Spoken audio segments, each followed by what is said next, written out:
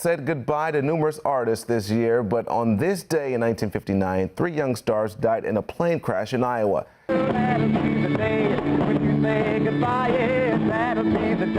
At 86 years old, Dion DiMucci, the legendary voice of Runaround Sue and The Wanderer, has finally broken his silence about one of the darkest nights in music history.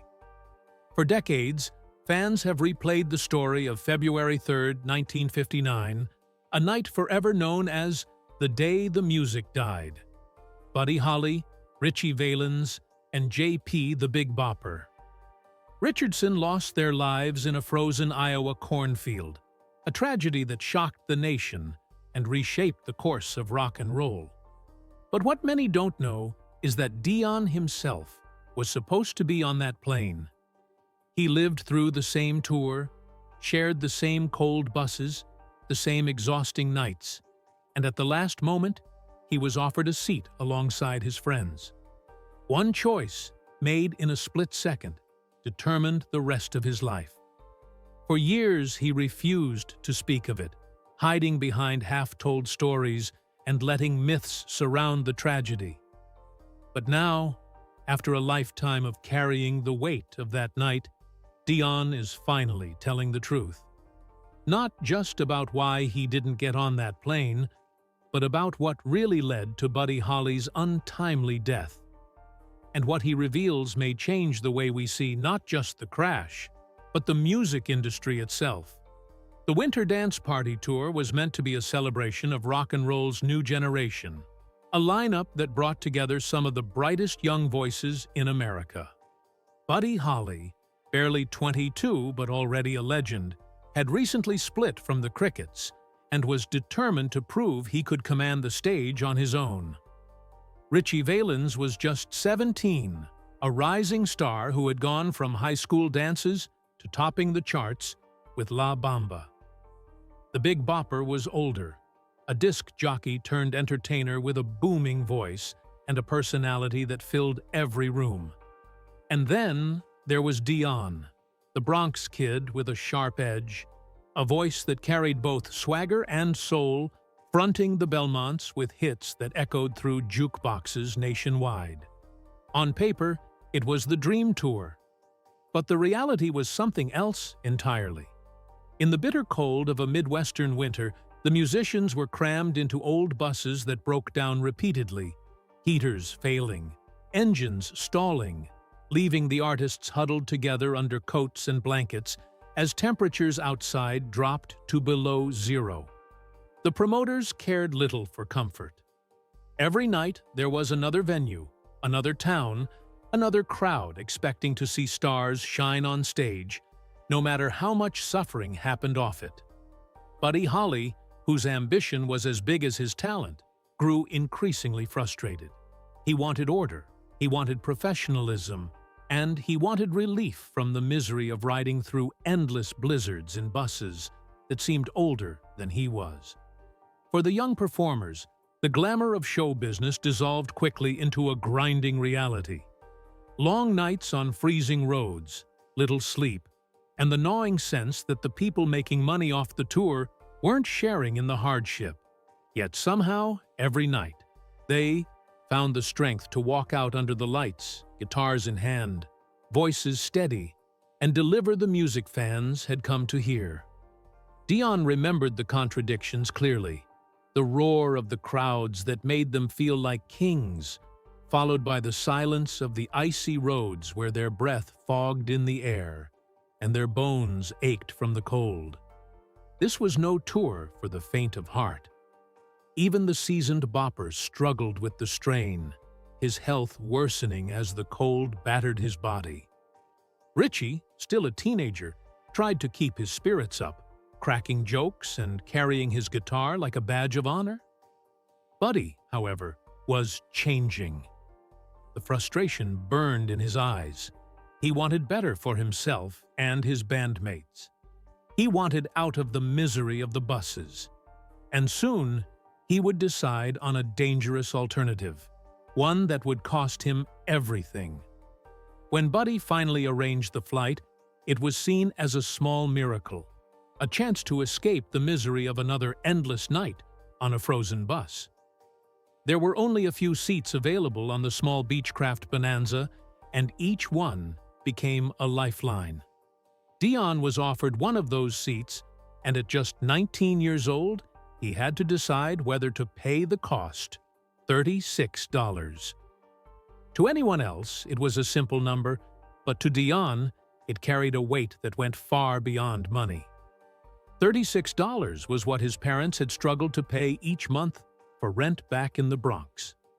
That figure represented survival, a roof over their heads, the fragile thread of dignity that kept them from the streets. Spending that much on a single plane ride didn't just feel excessive, it felt wrong, almost as if destiny itself was warning him not to hand it over. He could hear his father's voice reminding him what $36 really meant. He could see his mother counting out crumpled bills at the kitchen table, hoping she had just enough to make ends meet. For Dion, to pay that amount for one night of comfort felt like betraying where he came from, like spitting on the struggle that had raised him. So, at the last moment, he stepped back. He told Buddy he'd ride the bus instead. Some laughed at his choice, others shrugged it off. But for Dion, it was a decision carved deep into his conscience. That night, Buddy, Ritchie, and the Big Bopper joked about who was lucky enough to skip the bus ride. Their voices, their laughter, their youth, it was all alive in that final moment before they boarded the plane. Dion walked back toward the tired, cold bus, shoulders hunched against the wind, unaware that he had just made the most fateful decision of his life.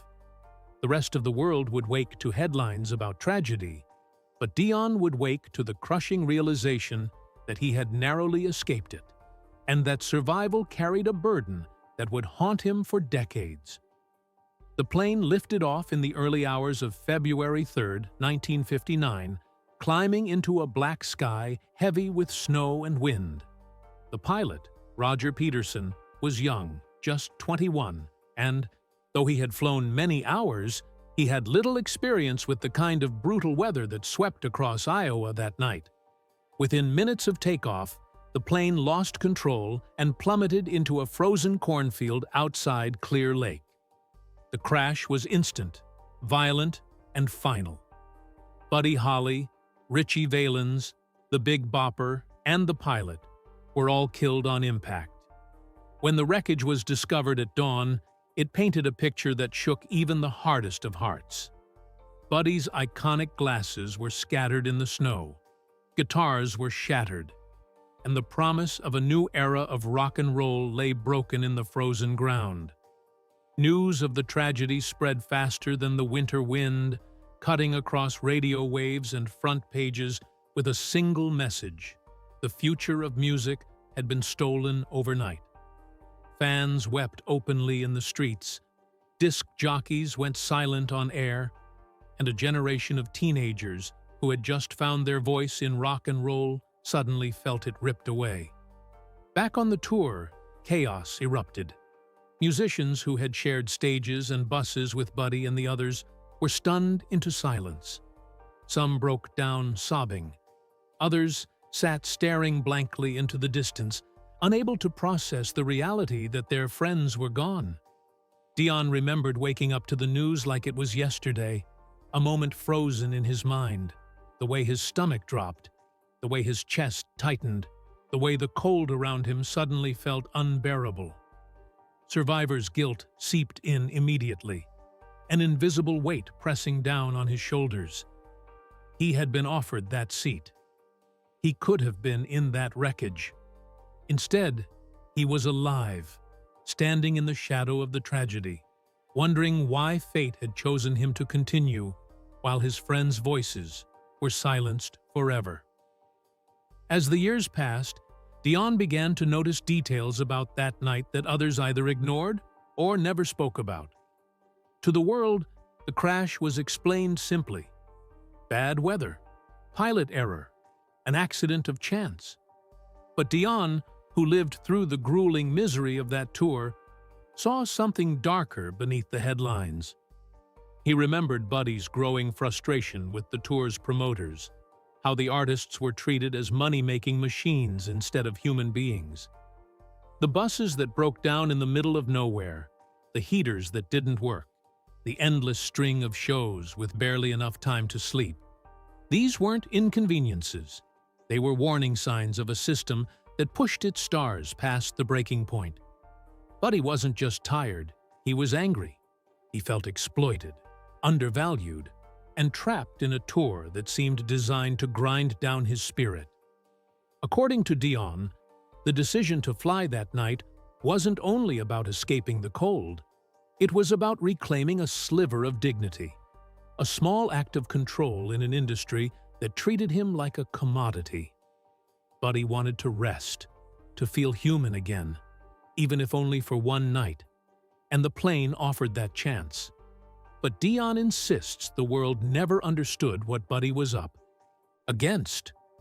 The crash was no random twist of fate. It was the direct result of the conditions created by the music business, an industry that wrung every last drop of energy from its young stars without care for their well-being. To Dion, that night symbolized something bigger. It was the price of ambition colliding with exploitation. When he looked back, he didn't just see a plane in the snow. He saw the invisible hands that had pushed his friends onto it. For him, the tragedy wasn't only about the weather or the pilot's inexperience. It was about a system that had failed Buddy Holly long before the propellers began to spin. For Dion, surviving that night was not a relief, but a sentence. He was only 19, barely a man. Yet he carried the unbearable knowledge that he could have been on that plane, that by a quirk of fate or a single decision, he was left alive while his friends were gone. Survivor's guilt is a quiet, merciless companion, and for Dion, it grew louder with each passing year. Every time he sang, every time he stepped on a stage, the thought nagged him, "Why me? Why am I here when Buddy, Ritchie, and the Bopper are not?" At first, he tried to bury it, to throw himself into the music and drown out the whispers in his head. But it clung to him. He admitted later that the guilt seeped into every corner of his life, shaping his choices, pulling him into darkness. He turned to alcohol and drugs, not as a way to party, but as a way to numb the memories, to silence the echo of Buddy's laughter on that last night, to muffle the cruel math of fate that had spared him. He remembered being haunted by the songs themselves. When La Bamba came on the radio, it wasn't just a hit tune, it was Ritchie's voice, the voice of a teenager full of joy, now silenced forever. When Chantilly Lace played, Dion didn't hear a song. He saw the Big Bopper clutching his chest as the cold Midwestern air made it harder for him to breathe. And Buddy's songs were the hardest of all. That'll Be the Day would send Dion spiraling into reflection, forcing him to relive the moment he turned away from the plane ticket. The music industry celebrated the tragedy in its own way, romanticizing the crash, writing it into the myth of rock and roll. But for Dion, it was no myth. It was a wound that never healed, an endless night he carried within him. He once said that even when he smiled on stage, a part of him was screaming inside.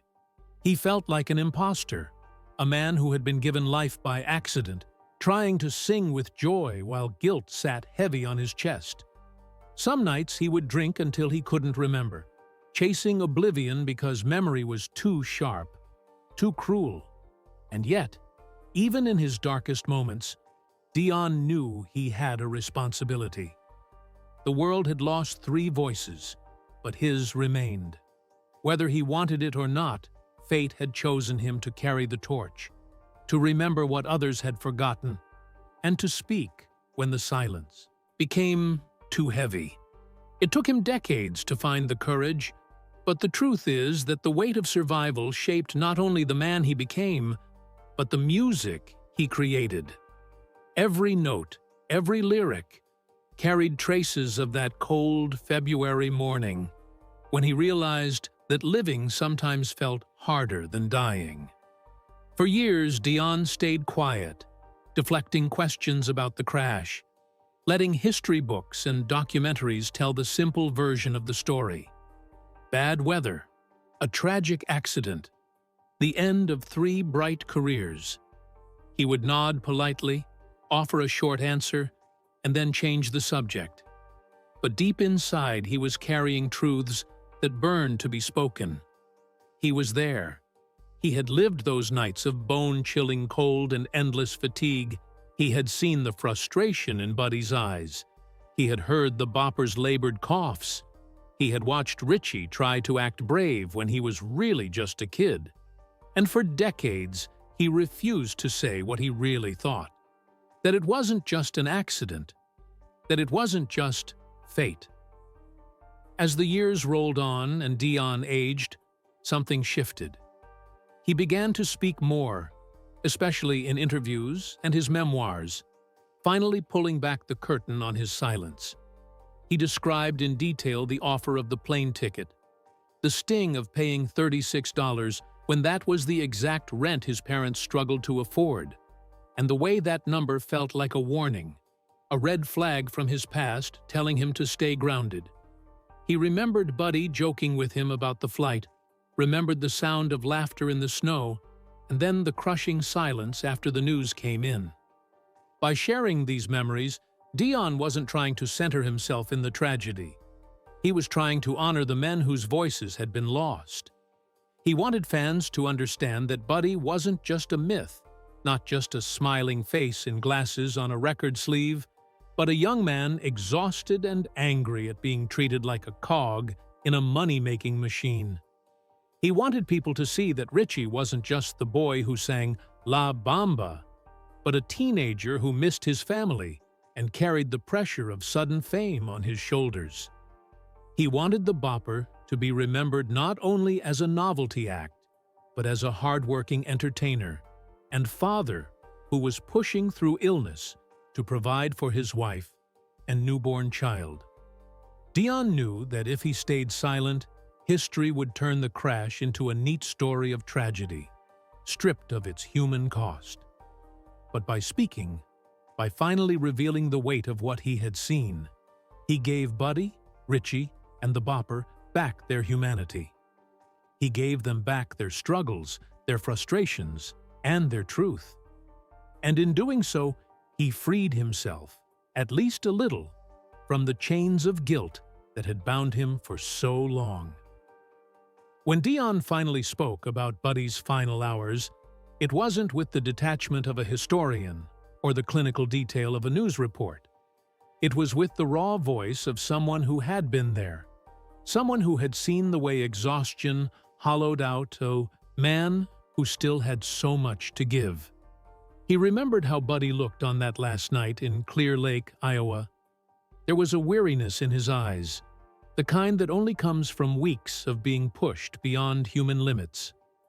The Winter Dance Party Tour had been billed as a glamorous showcase of young stars, but behind the posters and ticket sales was a brutal schedule that forced the musicians to crisscross the frozen Midwest with no thought for their health or safety. Buddy was sick of it, sick of the broken buses, sick of the promoters cutting corners, sick of watching his bandmates shiver under thin coats while the money men stayed warm and comfortable. Dion said Buddy looked out the window at the blizzard winds whipping across the Iowa plains, snow slashing sideways under the streetlights, and shook his head as if to say he had had enough. That's when the decision to fly became more than just a convenience. It became a rebellion, a way of saying he would no longer accept being treated like a pawn. Ritchie Valens, though still just a teenager, had already proven himself to be a phenomenon, but he was nervous. He had never flown in small planes much, and the coin toss that gave him his seat was a cruel trick of fate. Dion remembered the nervous smile Ritchie gave, pretending to be thrilled when really he was hiding his fear. The Big Bopper was in no shape to ride another frozen bus, his body racked with flu symptoms that made every mile of travel torture. The plane seemed like salvation, a way to ease the pain, even just for one night. And Buddy wanted to take charge, to find control where he had been stripped of it, to give himself and his bandmates a break that seemed like it would never come. But what Dion revealed later was that the truth about Buddy's death wasn't only about the icy weather or the pilot's inexperience. It was about the pressure cooker that had led him to make that choice in the first place. In Dion's words, Buddy Holly died not just in a plane crash, but in a system that failed him. He died because the promoters refused to provide safe travel. He died because the industry treated artists as products to be shipped from stage to stage, no matter the cost. He died because ambition and exhaustion collided in a snowstorm. Dion said the last time he saw Buddy, there was a strange mix of determination and resignation in his face, as if he knew the risks, but felt he had no other choice. That image haunted Dion more than the crash itself. The idea that his friend had boarded that plane not out of recklessness, but out of desperation. And that truth, Dion said, is what the world has always missed. The myth says it was fate, that the music died in a random twist of bad luck. But Dion's truth was harsher. The music died because nobody cared enough to protect the men who made it. Buddy's final hours were not the glamorous swan song of a star, but the weary surrender of a young man pushed past the point of endurance. And, for Dion, carrying that knowledge for nearly 7 decades was like carrying a wound that never closed. He revealed it not to sensationalize the tragedy, but to remind the world of the human being behind the legend. Buddy Holly wasn't just a name in a song, not just a lyric in American Pie. He was a friend, a dreamer, a man who wanted nothing more than a warm night's sleep, and instead found himself staring down a storm that would take him from the world forever. That, Dion said, is the truth about Buddy's last night, the truth he could no longer keep to himself. Today, Dion DiMucci stands as one of the last living voices from that doomed tour, the final witness to a story that has haunted rock and roll for more than 6 decades. At 86, he speaks not with bitterness, but with a weary honesty, as if unburdening himself at last. He says that $36, the same amount his parents once paid for rent, became the price of his survival. That single decision spared his life and set him on a path where he would carry the memory of his friends forever. He does not see it as luck, nor as a blessing, but as a responsibility, a duty to keep alive the truth of what happened on that cold February night. He knows that Buddy Holly will always be remembered through his music, that Ritchie Valens will always be frozen in time as the bright-eyed teenager who gave the world La Bamba, and that the Big Bopper will always be the larger-than-life voice behind Chantilly Lace. But Dion insists they must also be remembered as men, tired, frustrated, and human, pushed into impossible conditions by an industry that cared more about ticket sales than lives. He has lived long enough to see myths built around their deaths, songs written about the day the music died, and documentaries that reduce the tragedy to weather reports and pilot errors. But for Dion, the truth is sharper, heavier, and far more personal. He carries the faces, the laughter, the voices of his friends, frozen in memory. And he knows that when his time finally comes, he will carry those memories with him to the other side. Speaking now, he says, is not about shocking the world, but about setting the record straight, about lifting a weight that has pressed down on him since he was 19 years old. For Dion, revealing the truth is his way of saying goodbye, not just to Buddy, Ritchie, and the Bopper, but to the guilt that has followed him all his life. And so the world listens. At last, hearing from the man who walked away from the plane and lived to tell the story. The music didn't die that night. It survived in him, in his songs, in his testimony, and now in the truth he finally had the courage to share.